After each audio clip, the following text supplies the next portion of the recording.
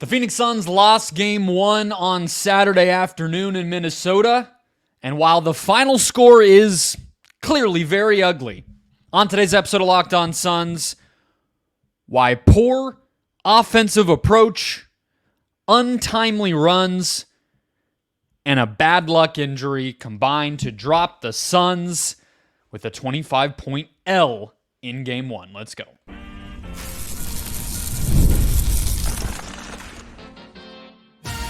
You are Locked On Suns, your daily Phoenix Suns podcast, part of the Locked On Podcast Network, your team every day. And we're back. This is Locked On Phoenix Suns. We are part of the Locked On Podcast Network. I'm your host, Brendon Kleen, a credentialed media member covering the Suns for the past 7 seasons, a writer at Dime Magazine, the host of the Just Basketball Show, wherever you get your podcasts. Thank you for making Locked On Suns your first listen. Saturday afternoon, post-game edition after Game 1 of Suns-Wolves in Minneapolis. We're free and available everywhere, including YouTube. Hit follow or subscribe wherever you're finding the show. Get a new episode in your feed every single Monday through Friday. Become an everydayer. Get locked onto the Phoenix Suns all postseason long and beyond. Today's show brought to you by the FanDuel Sportsbook. Make every moment more. Right now, new customers get $150 in bonus bets guaranteed. That's $150 straight into your account, win or lose. Visit FanDuel.com/LockedOn to get started. Final score, of course, 120-95 in that Game 1 loss by the Suns. And let's get right to it. Why did the Suns lose this game? Why did the Suns lose this game? Because, again, look, white flag lineups played the last few minutes. Suns actually won the first quarter. It was the middle 2 quarters when things really got out of hand. But even then, it was about the second half of the third quarter when it got to a breaking point. But before we get to the moment, we're going to switch things up a little bit in the playoffs for those of you everydayers who are used to going right to a specific moment of the game. I'm going to talk about big picture here. Why did the Suns lose? Well, because the Minnesota Timberwolves got better shots.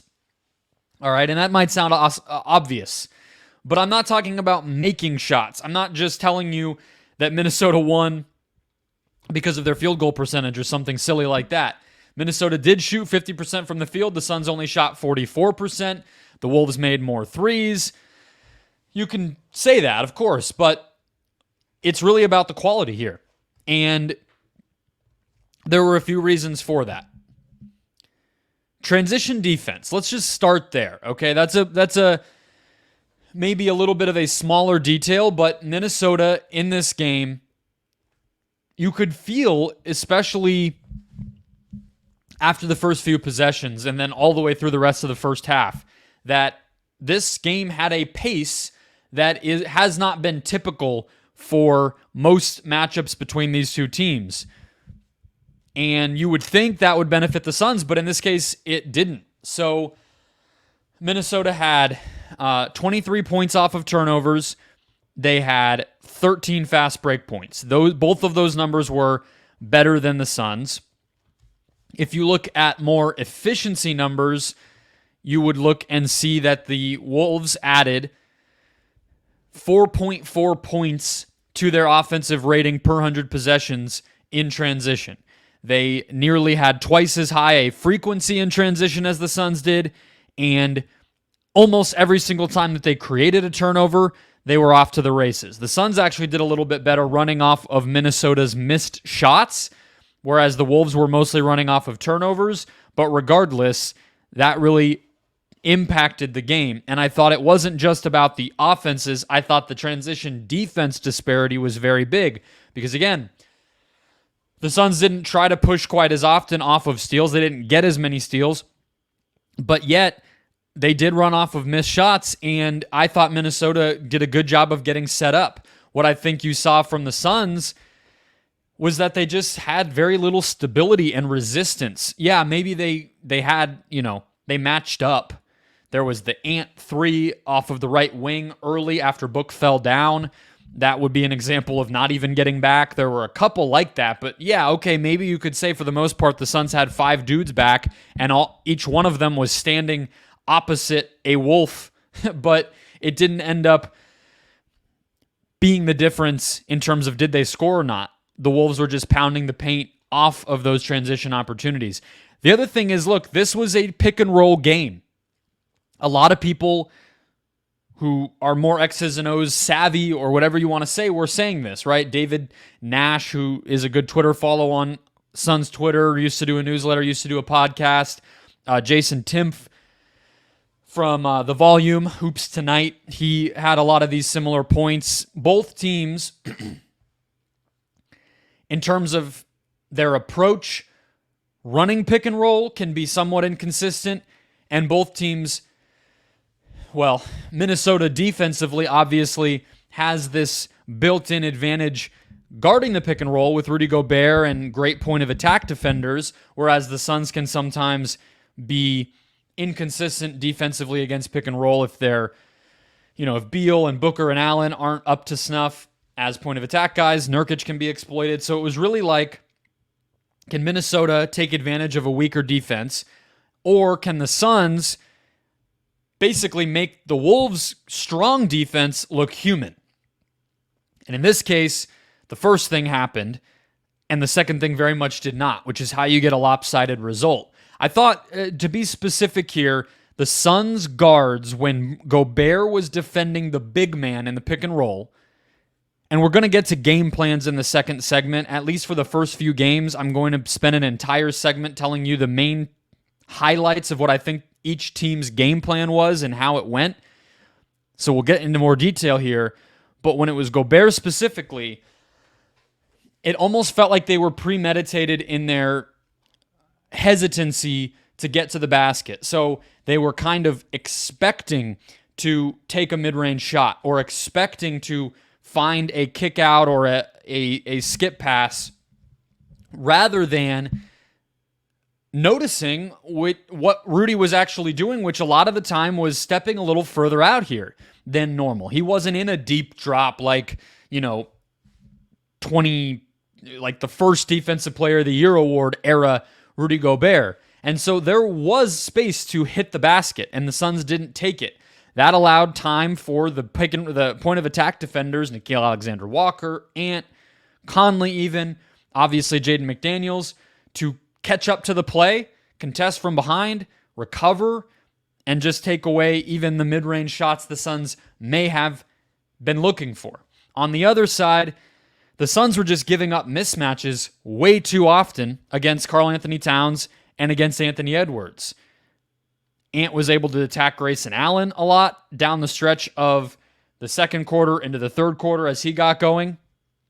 And Cat, especially at the end of that second quarter, which is when he really took over to give them the 10-point lead that they took into the half, he was just, as a passer, as a scorer, beating not only switches but double teams. It just felt like the Suns were not able to get in his head or make Cat adjust much at all. And so when those two guys are able to click, be efficient as scorers, be solid as playmakers, that team is not very easy to beat. If you're looking for a moment of the game, though, there was one. That's how we normally start the show, and there was, in fact, one of those today. The last 7 minutes of the third quarter. So if you zoom in on that moment, Bradley Beal hits a mid-range jumper to cut the lead to 4, 71-67 at the 7-minute mark of the third quarter. From that point on, the Wolves would build a 20-point lead by the end. So, and it wasn't exactly the 7-minute mark. So let me get even more specific here for you when that timeout happened. 7:03. From that moment on, the Wolves went on a 21-11 run. No, that's not right. A 21-5 run to take it from a 4-point lead to a 20-point lead. In the middle of that, you have just, if not for the fact that I saw Joel Embiid get hurt right before I hit record here, one of the most bad luck, bad timing injuries of the weekend, I'm sure, because Durant had 10 points early in the third. He's getting hot, and the Wolves finally adjust. The Suns force them to adjust and put Cat onto Grayson Allen. Literally, within one or two possessions of that adjustment happening, Grayson turns his ankle. It may have been the first time it happened. It was either the first or second possession after that adjustment. Grayson turns his ankle. A few minutes later, Book misses a fast break layup. Anthony Edwards beats him for free throws the next possession, and it's off to the races. Ant is in rhythm. He starts getting even hotter than he already was. He doesn't even have to worry about Grayson Allen. It's Royce O'Neal. It's Devin Booker trying to guard him, and that gets you to the 20-point lead. So better shots for Minnesota in transition, in the pick and roll, and then it culminates in Ant taking the momentum that he was able to get from scoring so well in those situations to go into attack mode, pounce on the Suns when they're reeling from the Grayson injury, from some 50-50 plays, and that is how the game ends. To me, the fourth quarter, I throw it out. It was really over after that. Let's look at the game plans, though. JJ Redick was just saying on the ESPN broadcast of Sixers-Knicks, which I know is not the game we're talking about, but the point stands that game ones can be among the best in a series, even if the tension's not yet there. The stakes might not be felt so deeply, but it tells you the energy and the strategy of what the series is going to feel like. So let's dive into that for this series coming up next. First, today's show brought to you by Yahoo Finance. Let's get straight to the point. You want to grow your portfolio to deal with the rising costs of inflation, pay off your debt or your mortgage, or pretty much anything in the way of you and financial freedom. Correct? Well, with Yahoo Finance, you can get access to the news data and tools you need to help reach that financial freedom. For more than 25 years, Yahoo Finance has been the brand behind every great investor. Whether you're a seasoned investor or you're looking for some extra guidance to get kicked off, Yahoo Finance gives you all the tools and data you need in one place. They are the #1 finance destination, producing a holistic look at the financial news cycle, including breaking news, original editorial perspectives, analyst ratings, independent research, charts that are customizable, and so much more. Securely link your brokerage accounts for a unified view of your wealth, including 401k and other investments. A comprehensive perspective is what sets apart great investors, and it's how Yahoo Finance ensures you have the insight to look at your wealth in its entirety. With a community of over 90 million users each month, Yahoo Finance's real strength is helping you on your way to success. For comprehensive financial news and analysis, visit the brand behind every great investor, yahoofinance.com, the #1 financial destination. yahoofinance.com. That's yahoofinance.com. Today's show also brought to you by the FanDuel Sportsbook, the official sports betting partner of the Locked On Podcast Network. It's playoff time in the NBA and NHL.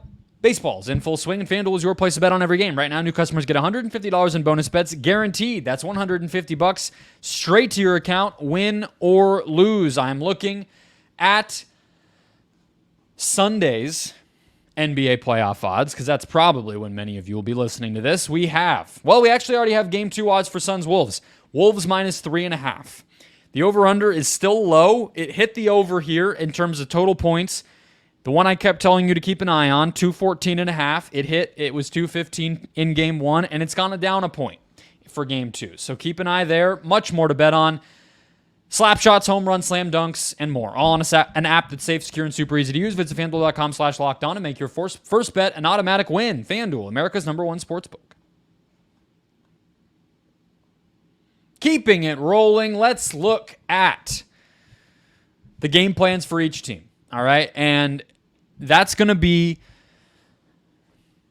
I'm not going to promise forever, because you start to get to, game 4, 5, 6, 7, and you just, it becomes kind of a boxing match, all right? But early on, it's important, and there were some changes from the regular season to the playoffs, and that's in large part where I'm going to go. So let's start with the Suns on offense, right? And I have notes on coverages when the starters were in, when the Suns did different things, when the Wolves did different things. So the main thing that everything branches off from in terms of the Suns being on offense was they did not incorporate as much three-man action, some of the double staggered high screens, horns action with two guys either at the elbow or the elbow extended up at the top of the arc, often Durant and Nurkic. They didn't run a lot of the double empty side pick and rolls or dribble handoffs where one guy is going to roll, one guy's going to pop, the other guy's going to come downhill, and it kind of unfurls from there. They opted for more two-man offense, which in turn allows for two-man defense, at least in the primary action. And as I mentioned, Gobert was in more of a shallow drop against Beal and Booker. So not all the way down at the free throw line, but maybe kind of between the free throw line and the three-point line in those high pick-and-roll situations. Take away their pull-up jumper a little bit. You know, if they want to take the pull-up three, it's probably still going to be there. I wouldn't be surprised if we saw them incorporate and look for that shot more, both guys, you would hope. But as I mentioned, that also meant there were opportunities to kind of blow by Gobert because he's up a little bit, make him backpedal, make him move his feet and get to the basket. Yeah, maybe he'll recover and block your shot, but they didn't really try it. As far as the defensive point of attack defender on Beal or Booker, what we saw was Karl-Anthony Towns did not guard Grayson Allen this time from the open of the game, as I kind of got into in that first segment. That was a big question we all had, right? How much will the Wolves stick with the strategy that got them burnt so much in those regular season games? The answer, they didn't go to it at all. So Cat guarded Durant, meaning that you saw Jaden McDaniels still guarding Book, which makes a lot of sense. We've seen longer guys who can blow stuff up at the top of the key at the point of attack really have success against Booker, right? Dorian Finney-Smith, Reggie Bullock. We don't need any reminders there. Drew Holiday. And with that, Ant guarded Beal. So same kind of thing. Ant, in the previous iteration, was guarding Durant. So now he's guarding Beal. More of a natural point of attack situation. The guys who were guarding the Suns' ball handlers were pressing them like three-quarter court and chasing from behind, not giving up on plays. Even when Nurkic or in some cases Eubanks set a decently solid screen, those two, Ant and McDaniels, as well as Conley and even Nickeil Alexander-Walker off the bench, were slithering around that, keeping their energy up, and recovering to contest jumpers from behind. McDaniels had a block at the basket on a play like that against, I believe, Beal. And kind of just breaking a play down. And you saw that a lot. When Towns was at center, he was a little bit more at the level, meaning that he came out even further toward the perimeter when he was kind of the center in different lineups, guarding the big man in a pick and roll. And then the Suns, or the Wolves, whether that was Naz Reid or even a smaller guy at times, would send the player defending the weak side corner, the low man, early to help make up for the fact that Towns can get blown by, the fact that by stepping up a little bit, Towns is allowing the drop pass to Nurkic on the short roll and allowing him to maybe get there for a finish. And then Nurk has to kind of make that kick pass to the corner, and the offense churns from there. The Suns got some better offense against Cat at center than against Gobert at center, as you would expect, but it's not, they don't go to Towns at center for a ton of minutes, so it's only going to get you so far. Last but not least, when the Suns were on offense, you saw when Durant dribbled inside the arc, they poked at the ball. They pursued the ball. This has now been 4 playoff series in a row. This will be the 4th. That has been the game plan. It's going to work. I'll talk about it more to close the show, but it has to just be built into the Suns' philosophies at this point, right? What they're trying to do on offense. Because Durant turned the ball over 5 times. He really got hot as a scorer. He got to the line. He did a lot of things you want to see. The other part of the game plan against Durant is when the Suns ran pin downs for him, where Nurkic would set a screen either on the wing or on the elbow, and he would come off of that, Towns and Gobert would switch it a lot. So you saw a lot of moments where Gobert was actually trying to defend Durant in space, okay? And Durant was able to take advantage of that. Durant was able to draw some fouls on Cat. I mentioned in that third quarter, Durant was getting so comfortable that they switched Towns to go be guarding Allen again, and then that's when Allen got hurt. But back to the turnovers. Brooklyn against Boston in 2022. Suns Clippers last year, Suns Nuggets last year, Suns Wolves this year. That's 4 playoff series in a row where no matter who the personnel is, no matter what team he's been on, that has been the defensive game plan against him. If he's trying to put the ball on the ground anywhere inside the arc, there's going to be a second defender, or even the guy guarding him is just going to try to wipe him clean. That's what's happening. I think there's a little bit of meat on the bone here, right? I think the Suns will be ready to especially know what Gobert is going to be doing, maybe get a little bit more offense at the basket. The Suns only had, as a team tonight, 34 of their 95 points in the paint. That cannot continue. Yeah, they missed a lot of layups. Maybe that was in their head a little bit too in terms of trying to get downhill. But I think they'll try that. Maybe try a little bit more in terms of pull-up threes. And Booker just needs to be better. Booker had a decent first quarter. After that, not so much. I don't know why it takes him so long, whether it's over the course of a game or sometimes multiple games, to realize that he needs to be looking for that pull-up three. He's the primary candidate to take advantage of that coverage, even more so than Beal, and I could see that being an opportunity. I could see, maybe he's off ball a little bit more and they'll change around where people are spaced now that they know what Minnesota's trying to do there. But this game was played on the Wolves' terms. Their point of attack defense, their execution of their defensive game plan created too many broken possessions in situations where the Suns got stagnant, had to take difficult shots, did not get into a rhythm outside of Durant, and it showed. Let's get to the defensive game plan. What happened when the Suns were on defense and the Wolves were on offense, and how Minnesota put up 120 freaking points led by Anthony Edwards coming up next. First, today's show brought to you by LinkedIn Jobs. LinkedIn Jobs knows that when you're hiring for your small business, you want to find quality professionals that are right for the role that you need. They have the tools to help find the right professionals for your team faster and for free. It's not just a job board. LinkedIn Jobs helps you hire professionals, you can't find anywhere else. Even people who might not be actively looking. 86% of small businesses get a qualified candidate within 24 hours at LinkedIn Jobs. Hire professionals like a professional on LinkedIn.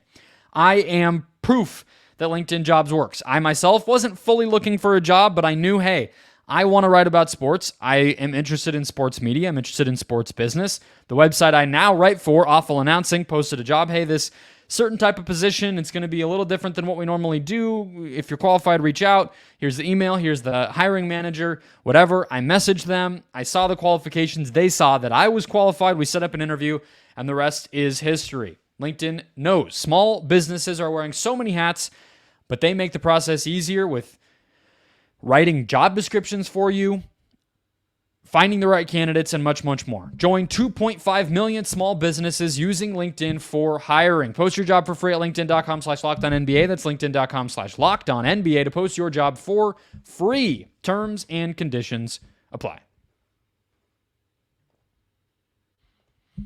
Closing out the show. The Suns on offense is probably where the game tilted Minnesota's way. The Suns on defense is what made it a blowout. All right? Let's go through it. And then I have a couple of quick hitters to get us out of here. Grayson Allen's injury and the Durant turnovers. And one more thing, but I'll wait. Little tease for you. More bench mob vibe check, playoff edition. Yusuf Nurkic defended the pick and roll against Anthony Edwards when Gobert was the screener, very similarly to how Gobert guarded it when Nurkic was the screener and Booker Beal had the ball. Okay, so shallow drop.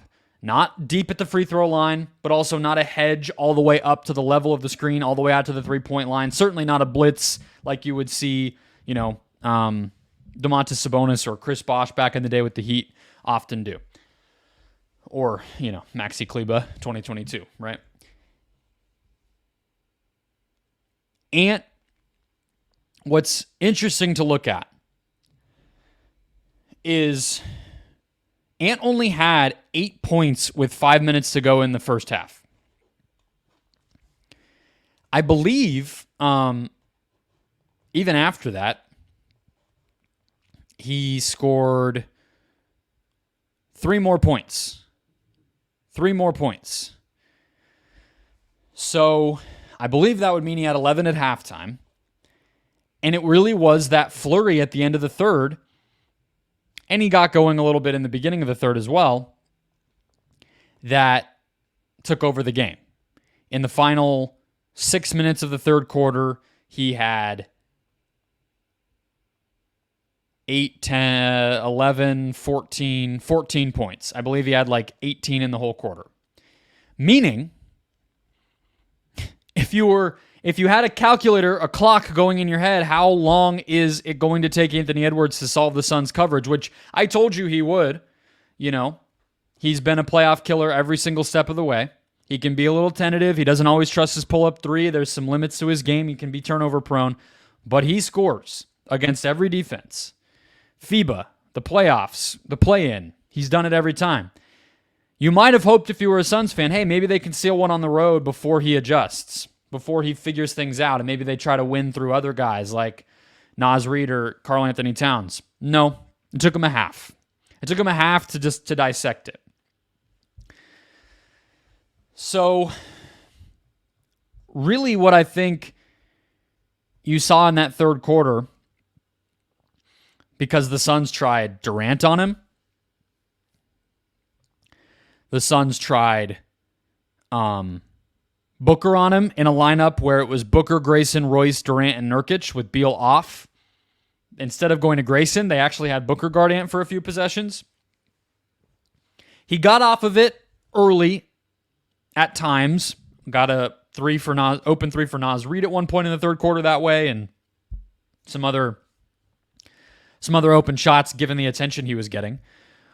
But when you saw him start talking crap to KD and things like that, what really you saw from Ant is he just maintained his dribble, absorbed the help, forced it to recover, and then pierced it. As far as Towns goes, they were double-teaming Cat in the post from the strong side wing or slot area. Basically, if he's in the extended post or on the block, the closest guy to him, usually a small player. So instead of sending it from, if Gobert is under the basket, and you send Nurkic as the help, and you leave the pass open to Gobert, the Suns got burnt on that a couple times, and you can see if you watch it back, Booker's telling them, hey, we're doing that wrong. They finally fix it. They send it from up top. That just means you kind of backfill with your other perimeter defenders, starting with that guy and whatever, you zone up on the backside. But they weren't really that good with it. Towns was getting off the ball early. And then really, as I mentioned in the first segment, Towns was just very deliberate. He wasn't rushed about getting a mismatch and attacking them as a scorer or as a passer. He had a nice pass downhill to Jaden McDaniels off of a staggered screen play where the Suns switched, and then Towns has a smaller guy on him. They're trying to panic the Suns to figure out how to manage that. Jaden McDaniels slips downhill, Cat finds him, and he finishes. I talked about the transition defense being a problem already. A lot of the time you saw Nickeil Alexander-Walker and Jaden McDaniels crashing the offensive glass. That brings us back to Anthony Edwards. Kind of just emptying the notebook here, but you're following, I'm sure. When Drew Eubanks was in the game, so different than Nurk, the Suns were having Eubanks kind of blitz and recover. So he was coming all the way out to the behind the arc, but then he was quickly kind of backpedaling and recovering. So it was kind of I guess that's more of a hedge, but an aggressive hedge. Ant just wasn't fazed by that. He wasn't fazed. That was when you saw him start taking pull-up threes, because that was when Durant was on him. So Durant's not really going to be able to play up on him because Ant can blow by. So KD's trying to kind of give Ant some space in case he goes downhill. Eubanks is not really impacting the play or forcing Edwards to give the ball up with his hard hedges. And so Ant just patiently waited there and then pulled up. The other thing we saw Ant do is he would get an early screen from Conley and end up with Grayson Allen switched out onto him. And what that did is allowed him to just get downhill against a smaller, weaker defender in Grayson Allen than against Bradley Beal or anybody else. And the Suns were giving that up way too easily. So I would say in Game 2 we will see probably less switching for the Suns. They probably get away from whatever Eubanks was doing in terms of the harder hedges because it didn't really seem to work that much. And maybe you see them stay home a little bit more on the shooters. You don't want to see panic adjustments in Game 2, but over the course of Game 2, if some of these things continue, I think Nurk and how he's guarding it is pretty much what you would want. But maybe keep the shooters home, keep the guys defending shooters home on those shooters a little bit more, and make Ant really, finish through some traffic potentially. Some tidbits to close our rapid fire recap segments as always. Let's look at bench mob vibe check really quick. Eric Gordon, it's getting ugly. I mean, the Suns don't really have a better option, so I'm not predicting that he gets benched or anything. I wouldn't be terribly surprised if Josh Okogie saw the court in this series at some point if Ant keeps being so effective. I wouldn't be surprised, honestly, if Royce O'Neal, he might start over Grayson Allen, which we'll get to in a second, but he might get some primary time on Ant as well. Other than that, Gordon is 0 of 5. He has only scored 15 plus points 3 times since the All-Star break. 3 games since the All-Star break where Gordon scored at least 15 points. Not enough.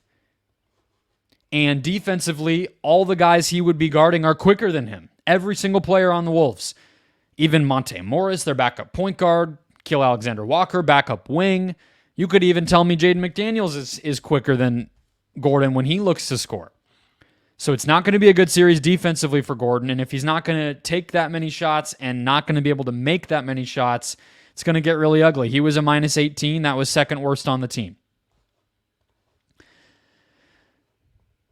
I talked about the Durant turnovers, but I just think it's something to tuck away. If the Suns are not going to be able to rely on Durant in space, then you have to adjust how you use him because you can't afford 5 or even at times more than that broken, wasted possessions by the other team just putting their hands in KD's cookie jar and getting easy points the other direction. Does that mean he's spacing more rather than being a primary guy? I know that sounds ridiculous to say after such a big game, but you just look, he only had 1 assist. So 31 points.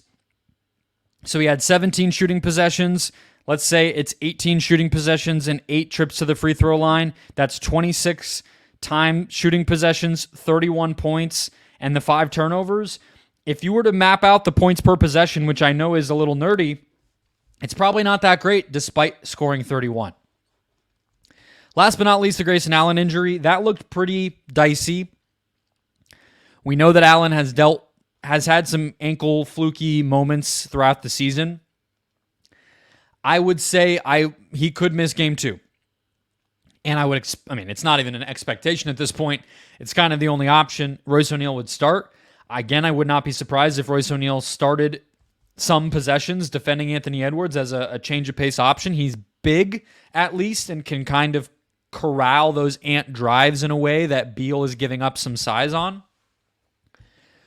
But O'Neal's an easier guy to help off of when the Wolves are playing defense. I mean, he was 4 of 8 today, but, there's a difference. He's streaky between him and the best spot-up shooter in the NBA this season in Grayson Allen. That'll wrap us up. Monday episode with Brandon Duenas, as always. Get a little gap bridger before Game 2. Talking about what can carry over from Game 1, what adjustments could we see, what's the mentality like, and much more. So look forward to that in your feed. Hit follow or subscribe if you haven't already to get that episode and more throughout the week, all through round 1 of Suns Wolves. And I'll catch you guys tomorrow.